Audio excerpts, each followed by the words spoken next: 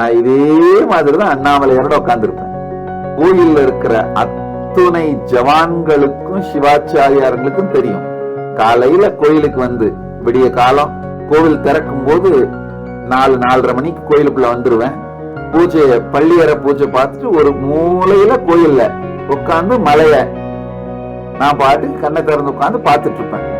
ராத்திரி ஜவான் வந்து சாமி கோவில் பூட்டணும் எந்திரிங்கன்னு சொல்லி அனுப்புவாங்க. அவ்வளவுதான்.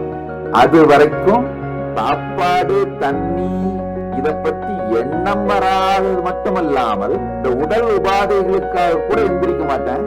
கண் மூடாது, உடம்பு அங்க இங்க அசையாது.